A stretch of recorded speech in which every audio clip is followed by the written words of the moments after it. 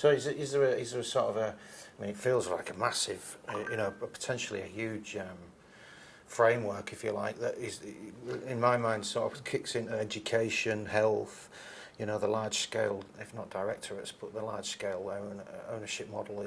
It seems more relevant for them than it would be like a private owner who owns a commercial building in Bridge Street, for example. Or the beauty of being at a framework, it's a scalable framework. Right. So it's a framework for what should be in place. The scale of what should be in place can be different. So if you have a large infrastructure authority, that the scale of that framework or the scale of the procedures and processes and those plans might be very large. But for a small organisation or for a small building, the scale is going to be small. The elements should still be there, like a project management process, like a project management plan.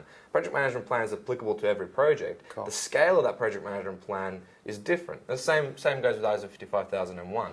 The elements are applicable to a quality process for asset management, but the scale of those will be smaller, and it'll be applicable to that organisation, to the local context. Do you think it can be linked to the value you get out of it, though, as to what scale you use it on, if that makes sense? What the framework does is it says, in base layman's terms, and the simplest way I can put it is, the decisions we're going to make on our assets, either to buy assets, build new assets, how we maintain those assets, to what level we maintain them, is going to be to the level that the business needs it to be to deliver the objectives of the business. So the leadership says, this is what we want to do as a business. The objectives are, we want to build new, we want to be a world-class building, and we want to get world-class research in this building. So what does that mean to the asset? So the asset management objective might say, okay, we need to provide spaces with this air conditioning standard, with this exhaust fumigation standard, whatever it is. So what are the assets? What do they need to provide as the assets, the fixed asset even, in order to meet that objective? So correct. It's about line of sight. So business wants to do this. This is what we want to do with our assets to meet that objective. And then it basically flows down right to the maintainer. So if I'm going to plan to do some corrective work, there is a priority to do that corrective work. If it doesn't, if it's not going to be aligned to what the business wants to do, then I'm going to defer that, or I'm going to make that decision based on what the end objective of the business is going to be. So with the stuff that you're doing then at the moment, and you've been working in this field for a while, I know. Are you finding a good uptake on this approach, or is it a sort of, I think you've said it before, where it's coming from within the leadership and how they want to...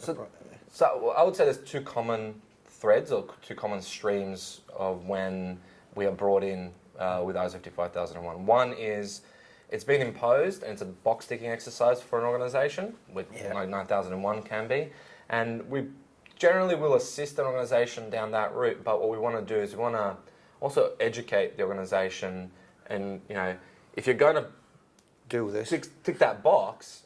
Like what are those business processes behind that? So educate through that process. We generally don't see a lot of that. The majority of what we see is business improvement. So people are using ISO 55001 as a framework for improvement.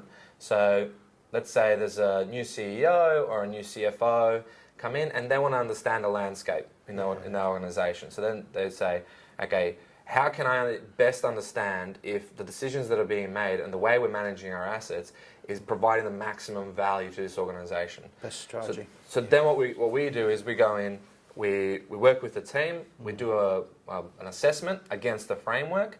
We have workshops with the leadership team, with the maintenance delivery team, with the projects team, the business planning team.